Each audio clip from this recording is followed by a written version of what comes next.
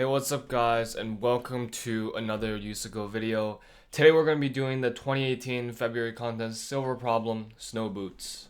Okay, so it says it's winter on the farm, that means snow. There are N tiles from the on the path from the farmhouse to the barn, conveniently numbered 1 to N, and tile I is covered with Fi feet of snow. Okay, and then Farmer John needs to travel from tile 1 to tile N, and he obviously must step on the snow. So he also has these B pairs of boots, okay? Each one has two values. So the first one is the depth, so that's SI, so it can step in snow at most SI feet deep. And then the second one is the number of steps, right? The maximum steps it can take. So it can move at most DI steps forward. Okay. And then there's another constraint, which is that the boots are packed in such a way that Farmer John can only access the topmost pair at any given time, right? So it's kind of like a stack. So at any time, Farmer John can either put on the topmost pair of boots, discard the topmost pair of boots, making the new pair of boots accessible. So, okay, it's kind of like a stack, right? And Farmer John is trying to use his boots to get from tile 1 to tile N. And the question asks you what is the minimum number of pairs of boots he needs to discard in order to reach the barn. So how many boots does he need to throw away? Okay, let's go straight into the whiteboard here. So as you can see, I've drawn the snow over here, and these are the Farmer John's boots. Okay, so initially he is not wearing any boots, which I think is kind of silly because you can't really move when you're not wearing any boots. So you kind of have to wear the first boot. So the first boot here, is 2, 3. So, okay, so it has a depth of 2, and then you can step 3 times. You can step a maximum distance of 3. Okay, so Farmer John starts here. Okay, so let's see. What is a tile that I can go to? Well, I can go to this 2. So Farmer John can just step over to this 2 over here. After this 2, you can see that all of these numbers are actually greater than 2. So you can't step on them essentially. So therefore you're kind of stuck, right? The only option for you right now is gonna be to use the next boot. Okay, so we're gonna throw this away, but then we're gonna use the next one. Okay, and there's another thing which is to note is that the one you switch on to move, its depth has to be greater than the current tile you're stepping on, which is, I mean, it's kind of weird, but it's just an additional rule to notice. We have depth of 4, which is greater than 2, so that's good, and a step of 2. Okay, so well that means I can step 2 steps over here, right, to 3. Now after I'm at this 3, I can't really go anywhere because as you can see we have the 6 and the 7, which are both greater than the depth. So we have to move on to our new boot. So we just, boom. We're now into 3, 4. Okay, 3, 4. So we can step 4 times. I mean, step the maximum distance of 4. And then our depth is 3. So I'm looking at 3. Okay, we can go to this one over here. Okay, so that's 1, 2, 3, 4. We can go there. And we can actually just step to the destination, and then we are done. So what is the number of boots that I had to throw away? Well, I had to throw away the top 2, right? So the answer for this question is gonna be 2. Okay, cool. So now we're trying to think of a solution to this problem, and it seems something obvious. There's something obvious that should pop out, or like the first thought is kind of to use like a greedy strategy, right? So I can start with my first boot, and then I'm just trying to go as far as I can in that first boot, right? And then when I can't go anymore, I'm gonna switch to my second boot, and I need to go as far as I can. Then I switch to the next one and the next one, right? But if you truly think about it, that's just not gonna work. That's just not gonna work. And I'm gonna make an example of why it doesn't work right now. Okay, so here is an example. So I have my snow over here, and we have two boots, a depth of 5 and a step size of 3, depth of 2 and a step size of 9. Okay, so if we were to use our greedy algorithm over here, we first wear this boot, and then we start over here. We say, okay, we can step 3 times. Let's see, we can go here is the farthest we can go, right? And then we can actually step again to this 5. But after this 5, 1, 2, 3, we can't go anywhere else, right? So we throw away this boot, and we use the next one. So there's 2, 9 over here. Well, the depth is 2, so we can't even use this boot, right? So we have to immediately go on to the next boot because 2 is less than 5. This 2 is the tile we're stepping on is 5, and the depth for this boot is 2, so that's not going to work. So we have to move on to the next boot.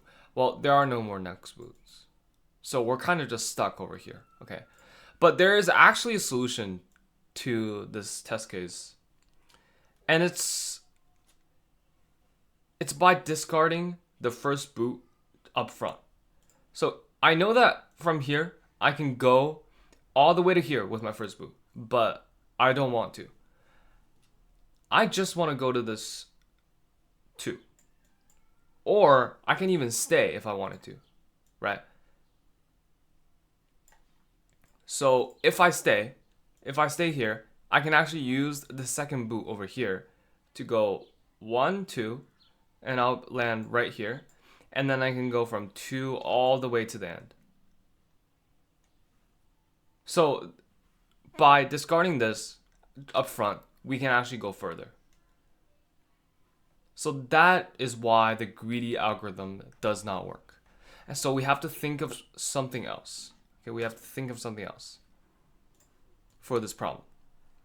Okay, so how do we actually do this? Well, there's one clue in the problem actually that gives it away, kind of.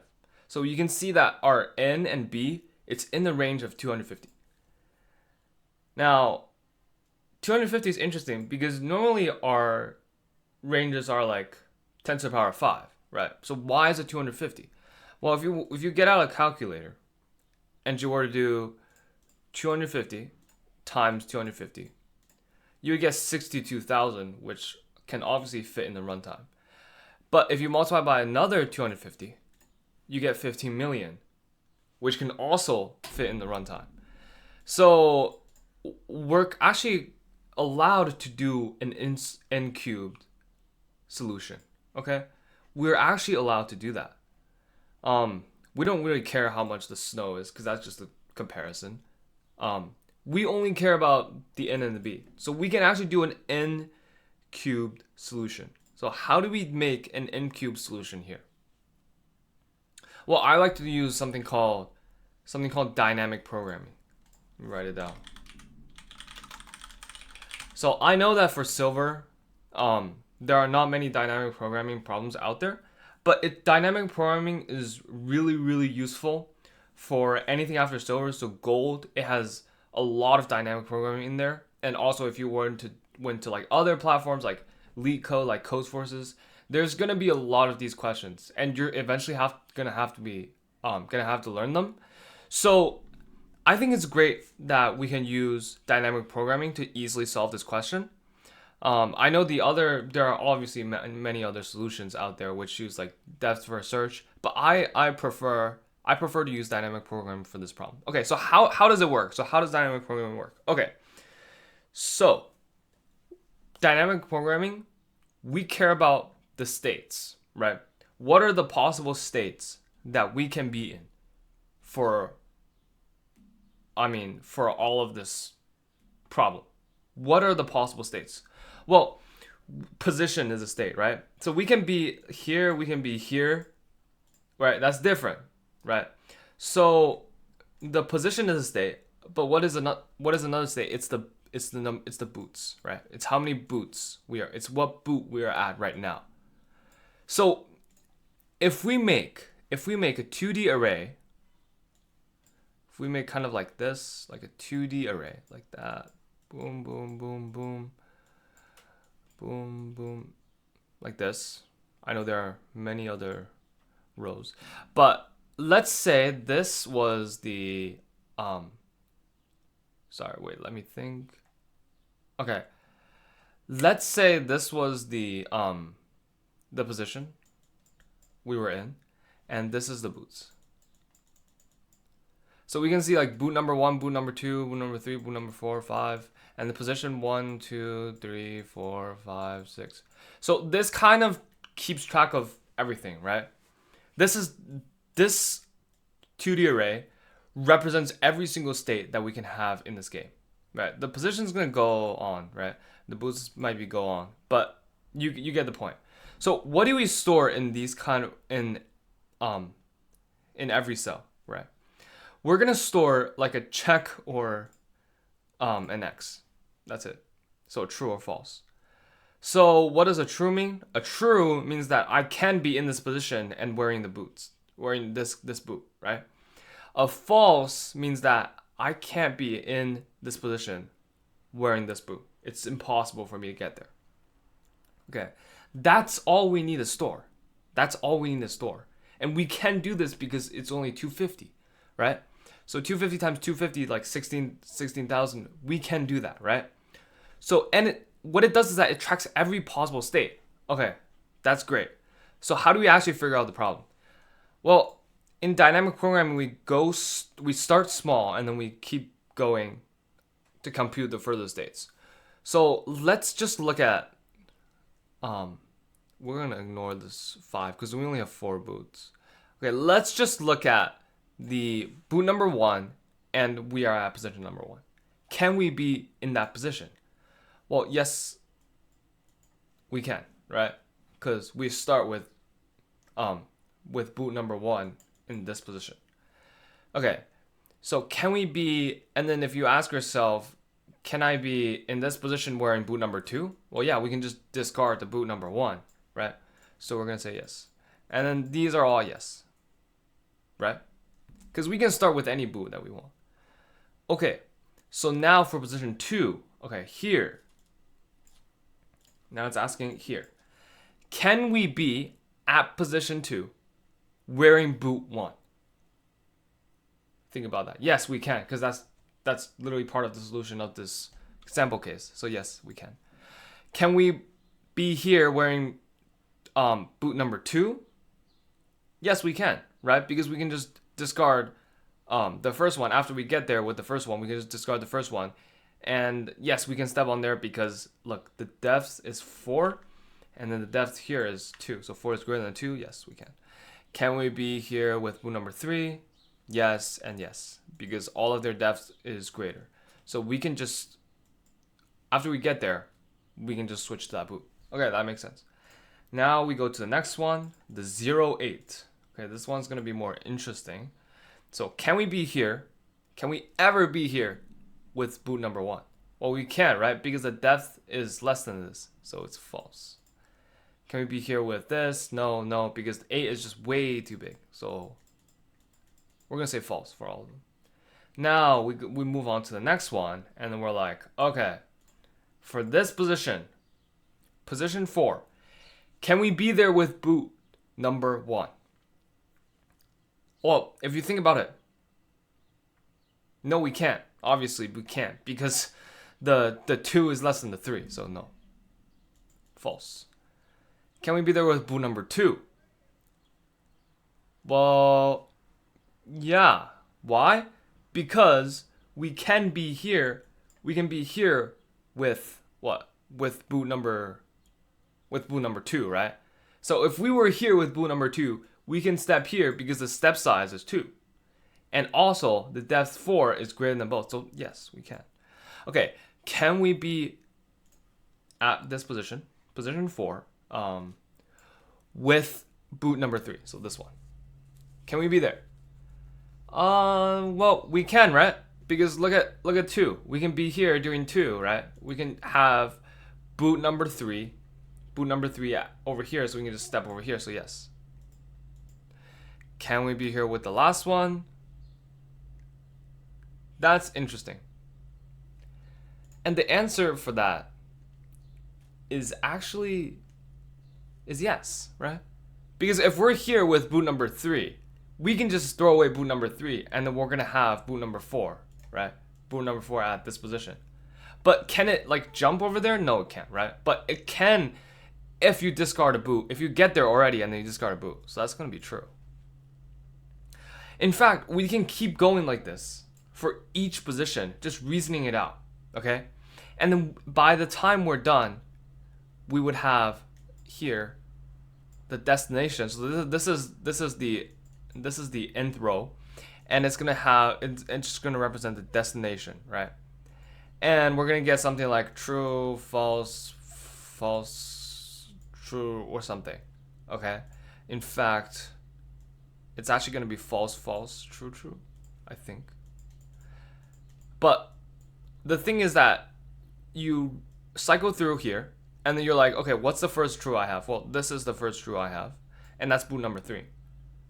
So the best I can do is I can step on the target, the destination with boot number 3. What does that mean? That means I discarded boot number 1, boot number 2, and so our answer is just going to be 2.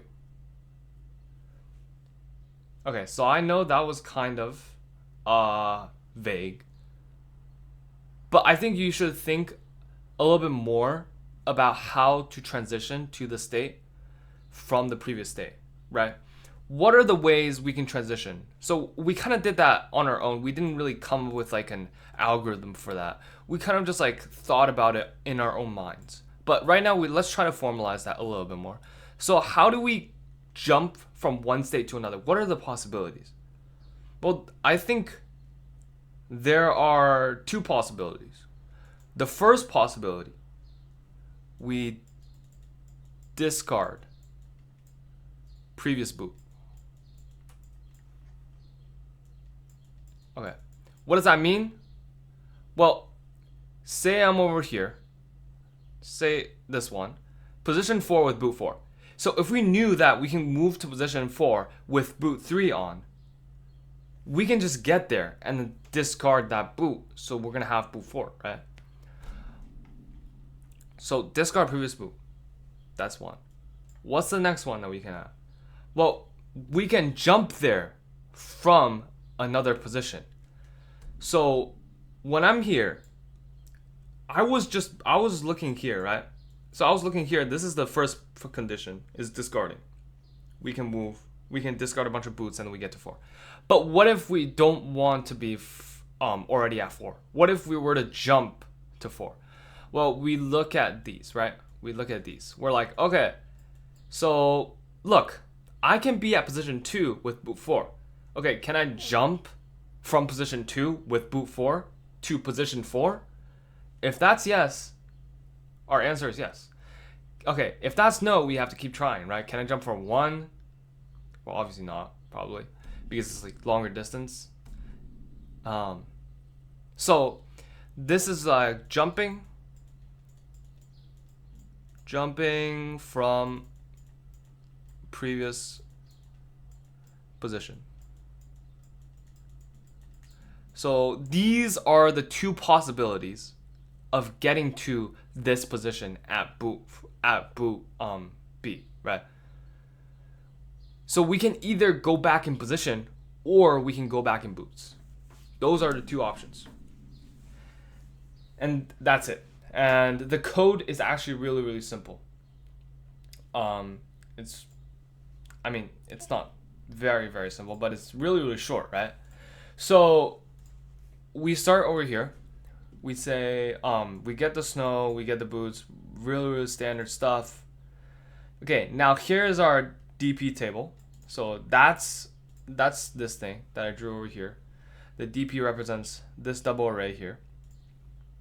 And we can see that we have size of n and b. Right, so it's essentially exactly what we said. And then the first thing, okay, we have to say this at the front because everything is false. So if everything is false, we can't get anywhere, right? So we have to set our first initial condition, which is that we can have boot 0 at 0, right? That is just a given. Okay, so we cycle through the end first, and then we cycle through the boots. Okay, so there's this first condition right here, which is that the depth of our boot must be greater than or equal to the depth of the snow at our current tile. That is just kind of like a given. Okay, if that's not true, you can't switch on this boot, and you can't even move to this. You can't move to this position, right? Because it's just not gonna work. Okay, so after that, we're gonna say, okay, switched on. So that's like looking back in boots. As you can see, we have this like kind of like K, from 0, K smaller than J. So if any of the DP, where K is smaller than J, so J is our current boot, so K is every boot before that. If any of the boots before that, we were in position I, which is the current position that we're in. If any of that is true, we know we can just discard a bunch of boots and get to here. So we say dpij equals true, and we break from this. In fact, when we break from this, we can just also continue here, but I was too lazy to write that out. It doesn't really matter. Okay, we break from this, we know it's true already. Okay, the second one is we can move to it, right? So how do we do that? We look through K equals 1, K is smaller than or equal to minimum boots J dot second I. So essentially this is the K doesn't really represent position, it represents how many step back we were. So when K was 1, it means we moved from the one before it, right? When K is like 2, it means we move from 2 before. It's because we have this I minus K over here, right? So we have this I minus K, J. If that is true, then we know that dpij is true, right? Okay, and that's kind of it, because we just said the true, and then we're kind of done.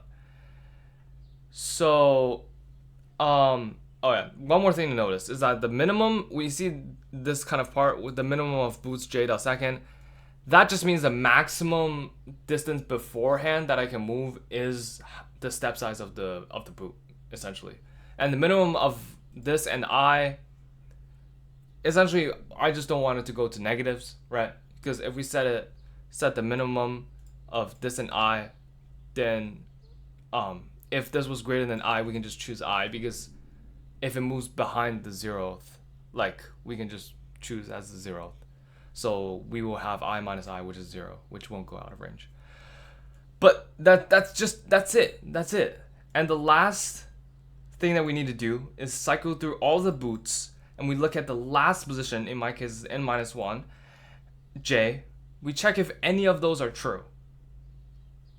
I mean, we check if any of, yes, but we specifically, we check for the first one that's true, because we want to discard the least amount of boots, which means that the first boot that we see that we can be there at, that's the answer. And so we just see out the J. And yeah, that's it. Okay, so to recap, snow boots. Really easy to think of the greedy solution, okay? But you have to immediately realize, it's okay that you thought of the greedy solution, and I think many will think of that first. But you have to realize that it's just not going to work. Okay, you just have to realize. Because if you spend a lot of time writing a code for the greedy solution, and then you realize, oh wait, greedy never worked in the first place, you're going to waste a bunch of time, right? So make sure to test out your algorithm first before you write it up. And then learn dynamic programming, because it's so useful. You see how simple this problem becomes when you use dynamic programming, and it's how straightforward it becomes. It's not dynamic programming. It's not like DFS or BFS or something where it's like the same every single time. It's gonna be different. It's kind of like a way of thinking, and that's why it takes a lot of practice. You're definitely gonna see dynamic programming problems in the future. You're probably gonna have to learn it, so why not learn it starting at silver level? And I just think it's the more elegant solution. So I hope you guys learned something from that. Yeah, I hope you enjoyed this USACO problem. Wait, video? I forgot. the outro. I hope you guys enjoyed this USACO video, and I'll see you guys in the next USACO problem.